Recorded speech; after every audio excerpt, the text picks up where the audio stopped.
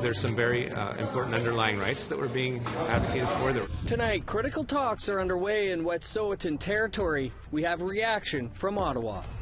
There's no armaments, there's no arms or anything like that. And the Mohawk Nation of Kahnawake responds to gun allegations made by the Quebec Premier. Good evening, welcome to APTN National News. I'm Dennis Ward. Two key Wetsuwet'en demands have been met, and today talks are set to get underway in Smithers, BC, between hereditary chiefs and provincial and federal governments. Jamie Pashigumscum has reaction from Ottawa. RCMP have ceased patrols on the Morris River Forest Service Road, and Coastal GasLink has paused work along the pipeline route during the 2 days of meetings. Indigenous Services Minister Mark Miller says the talks are critical in de-escalating the solidarity protests and blockades. There's some very important underlying rights that were being advocated for. There were solidarity movements. There are solidarity movements across the country, but we as a nation can be one that is a dialogue and peaceful, and it's a very important first step. It is very much the beginning. NDP MP Charlie Angus says the negotiations represent an opportunity for a turning point in nation-to-nation relations.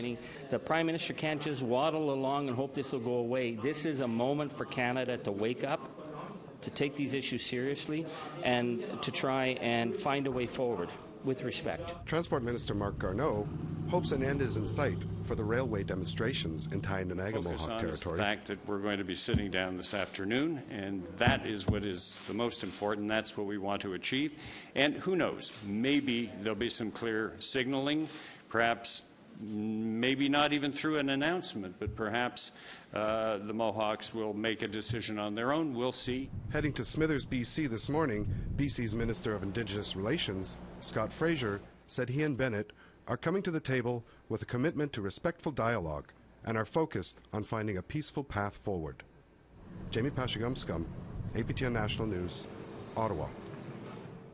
Comments from public figures in Quebec about the solidarity protests have sparked backlash from First Nations leaders, who say efforts to paint demonstrators as violent is a more likely threat to peace than the blockades themselves. Lindsay Richardson has that story. Irresponsible, inflammatory, reckless. Just a few blowback terms describing Premier François Legault's remarks made Wednesday to National Assembly reporters concerning the blockade in Kahnawake. The police, they have to dismantle the barricades, but they have to be careful because we have some information about the fact that there are some offensive guns that are on the reserve. This despite reassurances that demonstrators are unarmed. There's no armaments, there's no arms or anything like that. Kenneth Deer's concerns were echoed by Mohawk Council chiefs who held a press conference to respond. When you make statements like that, they cannot be taken back, and it could cause a very damaging effect, and it could have very negative implications that none of us want. They believe Legault is inciting fear to force intervention by the provincial police force. The Kahnawake peacekeepers are currently tasked with enforcing the injunction granted to CP Rail, one that council says they'll challenge. People have this persona of us standing there with guns and arms, and then the pressure is going to be, well, just do what you did in Tyendinaga on Monday, and that's not what we want to see. While some saw humor, even memeability in Legault's words, AFNQL Regional Chief Ghislain Picard did not, saying in a statement Legault, quote, continues to favor a confrontational and oppressive approach, emphasizing an obvious belief that white people's law is superior. Legault is not the first Québécois figure Picard has chastised. He spoke out last week when Luc Lavoie, a Montreal-based radio analyst, suggested murder to lift the blockades.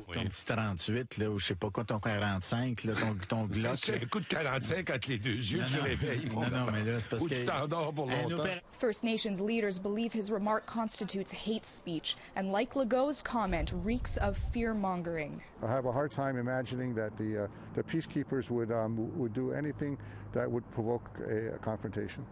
They're wiser than some other police forces. Kahnawake Mohawks are adamant that violence and political ill will could escalate tensions long before the land defenders do. Lindsay Richardson, APTN National News, Montreal. Mi'kmaq land protectors in Listigouche are standing their ground nearly 3 weeks into a rail blockade in their community, and days after an injunction was granted by a Quebec court. As Angel Moore reports, the possibility of police intervention has left the community on alert. It's the 17th day, and the Listigouche land protectors are still here blocking the railroad in solidarity with Wetsuwet'en. An injunction was granted to the Ministry of Transport of the Quebec province, and it expires on March 5th at midnight. The Listigouche government responded in a press release today. They said the injunction was unnecessary and not conclusive towards reconciling this issue in a peaceful manner. And they also said, let it be known that the Listigouche Mi'kmaq government has no intention of forcefully removing peaceful protesters from the rail line. So here, people don't know who's going to enforce the injunction. The Listigouche police or the Quebec provincial police. Both could not be reached for comment. And Chief and Council of Listigouche are not speaking to media and at this time. Gary Metallic Sr. is a 7th District Chief, and he had this to say.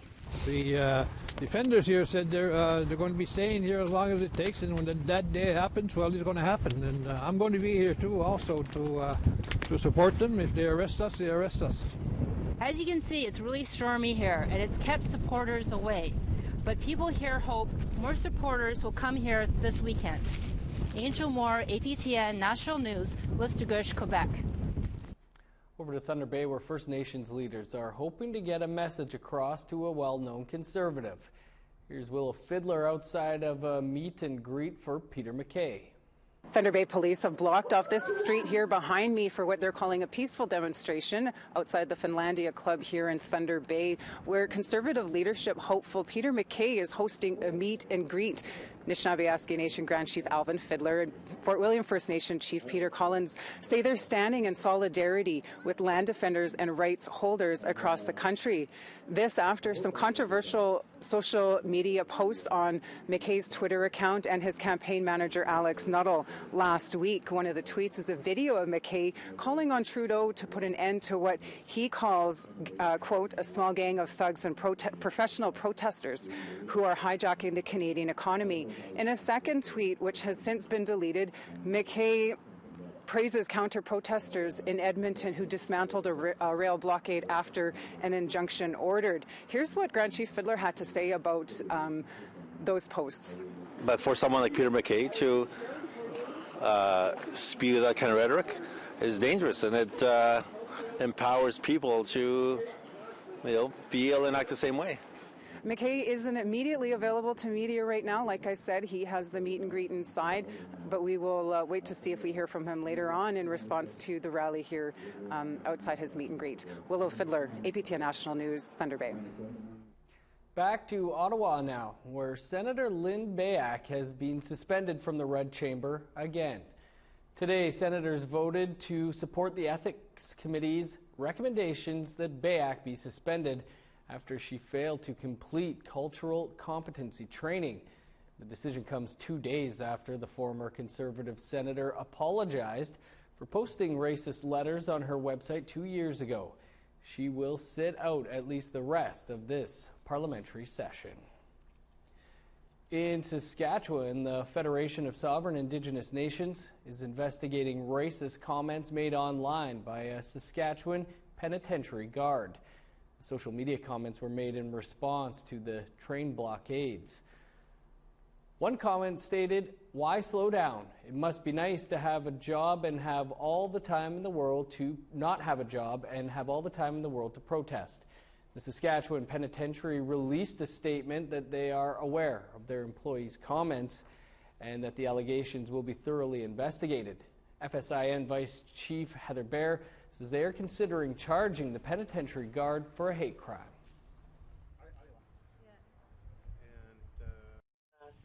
We're still civil servants working in that capacity as guards, especially when, we're First Nations people. We are overrepresented in the incarceration system, and, those kinds of attitudes really worry me.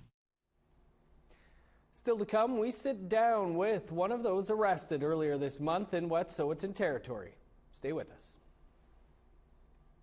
Coming up on Nation to Nation, our political panel of MPs talks about Prime Minister Trudeau on his response to the current blockade crisis across Canada.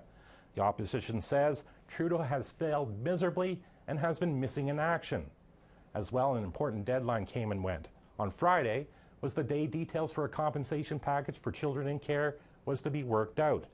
Cindy Blackstock drops by to fill us in on the latest, how federal lawyers argue against paying the families of children who died in care. That's coming up right after the national news. Here's a look at your Friday weather forecast starting on the East Coast. 0 with snow for St. John's and Charlottetown. Minus 17 in Nain. 21 below in Inukjuak. 6 below for Montreal. 14 below with snow in Val-d'Or. Minus 3 and snow for Toronto, Sarnia, and Windsor. Minus 6 under sunny skies in Thunder Bay. 15 below for Kapuskasing. Minus 12 and snow in Churchill. 6 below with the sun out in God's Lake. Minus 6 for Winnipeg and Gimli. Minus 1 in Brandon. Plus 8 for Swift Current. 5 above under sunny skies in Regina. Plus 4 for Meadow Lake. Minus 3 in Stony Rapids.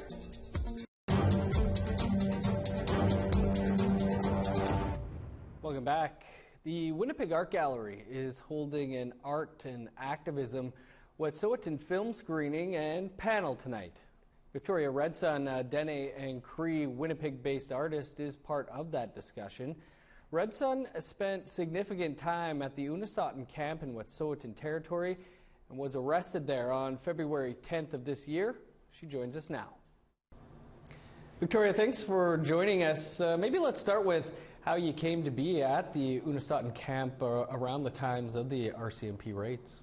Edanite, my name is Victoria Redsun. I'm Dene Suthline from Lac Brochet, from the Barren Lands, and how I came to be at the Wet'suwet'en territory is I went there in the summer originally for the youth art camp, and I recognized the healing of the land, and it really angered me and hurt me deep inside seeing the CGL workers go through the territory and the RCMP, and I asked the matriarchs of the territory if I can come back for the winter, so I decided to come back after learning that the Wet'suwet'en speak a similar dialect to the Dene Suthline, and I recognize them as my relatives. So I saw this as an ancestral fight that I needed to fight.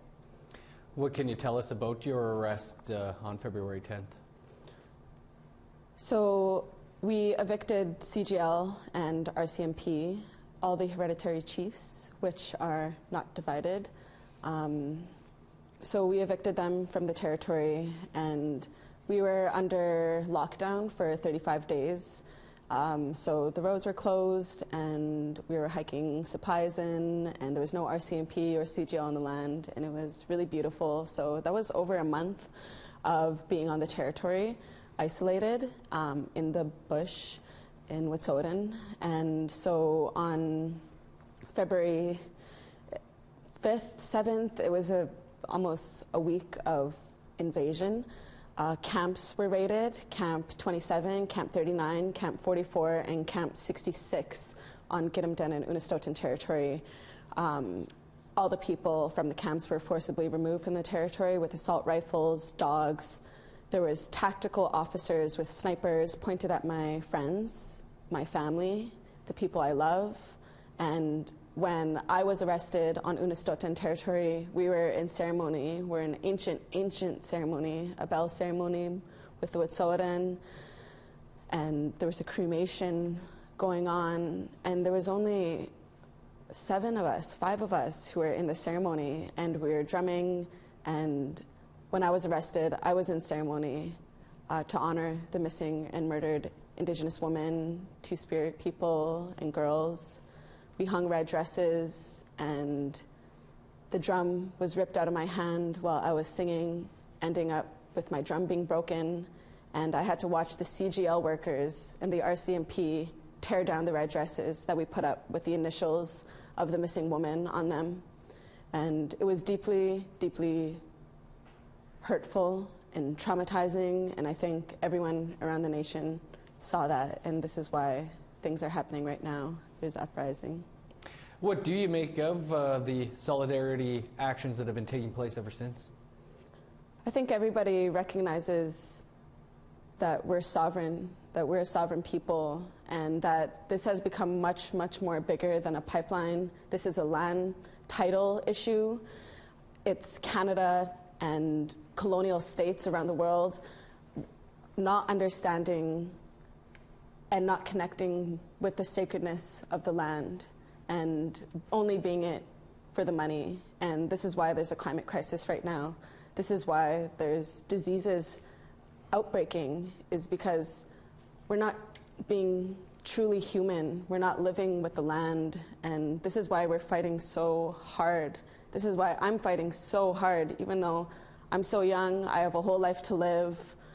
I'm on the land, I'm on the territory, supporting the Wetsuwet'en in the Gitxsan in this fight, and everybody else is doing that. And it's the youth who are leading, it's the elders who are guiding us, it's the traditional governance structures that are leading this fight, and it's truly, truly powerful to be in this time right now. And I encourage everybody to stand up, and I encourage everybody to share their voice and to support what's happening right now, because we're asking for a change and we're getting a change. We're demanding it. We need to keep the momentum going. And the chiefs, the hereditary chiefs of the territory, the nation-to-nation talks were cancelled by the Horgan and the Trudeau government as of yesterday.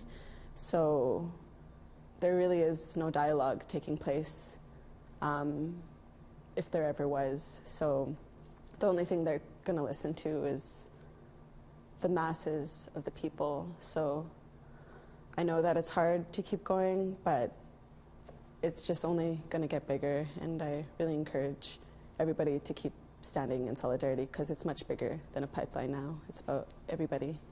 And Victoria, I know you're just getting in. Those talks are now back on.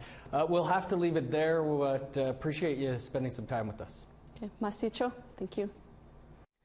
A two-day conference on oil and gas wraps up Thursday in Calgary, hosted by two Indigenous organizations. They hope to bring economic benefits while also respecting the environment. APTN's Chris Stewart was there. Over 300 people attended the Indigenous Participation and Major Projects Conference in Calgary, from chiefs, financiers, and industries that rely on oil and gas. They came from across the country to be here, to talk and find the best way to invest. Charlene Gale is the chief of the Fort Nelson First Nation in BC and is also the chair of the First Nations Major Projects Coalition, the co-host of the conference. So one of the major challenges for First Nations is access to capital and finding financing at low interest rates so we can be successful at owning businesses. So part of the process here today is to have that discussion. I think that when First Nations are involved in economic opportunities in their communities, they're really able to build up their infrastructure. And when a First Nation community is doing good, so is a local municipality, because we live there. Stephen Buffalo is the CEO of the Indian Resource Council, the other co-host of the conference. He says the decision to not go forward with the Teck Frontier mine in northern Alberta hurts the people who would benefit from it. It's unfortunate Teck mine did not go forward as of yet, but the opportunities can still be there. Maybe there's a different organization that will step up and see possibility if they can continue to do that work. The benefits are not only to the federal government, to the provincial government through tax revenue, but First Nations in general.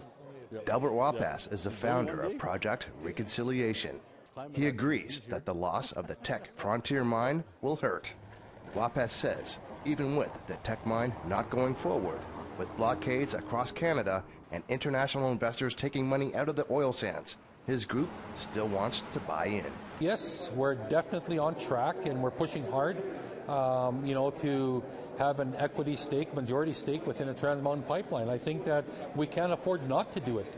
When we look at the opportunities that are out there, and we look at and we go back and we look at our communities and how they're hurting, I'm a firm believer that economy and environment don't need to be at opposing ends. Chris Stewart, APTN National News, Calgary.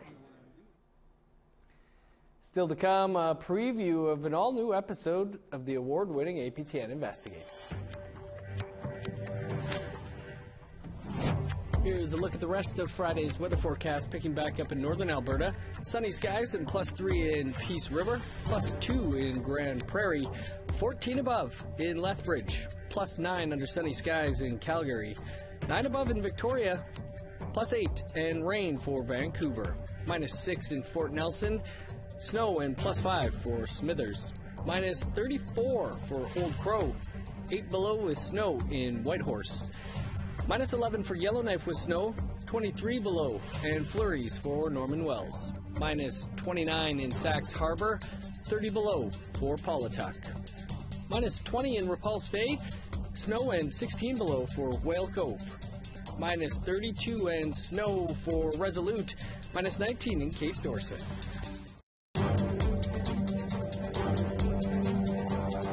Welcome back. Coming up tomorrow night on APTN Investigates, reporter John Murray digs into how military training became a valuable asset for white supremacist groups.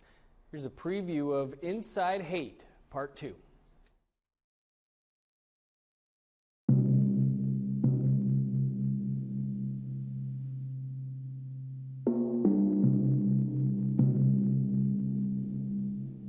I believe all First Nations in Canada know that they're there, and they always have been.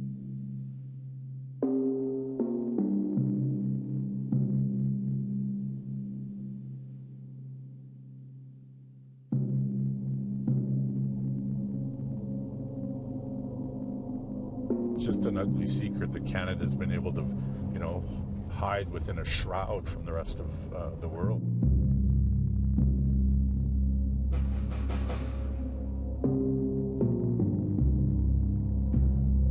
He was trained as a combat engineer, so in addition to having firearms training, knowledge of military tactics, he also knew how to, construct and detonate explosives.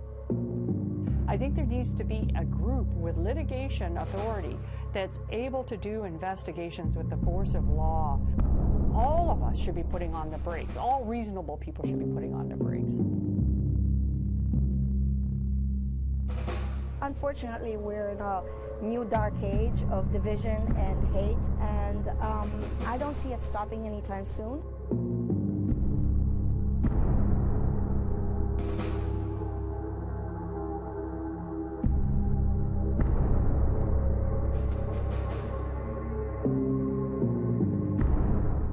And you can catch part 1 of Inside Hate by visiting our website, aptnnews.ca, where you'll find much more.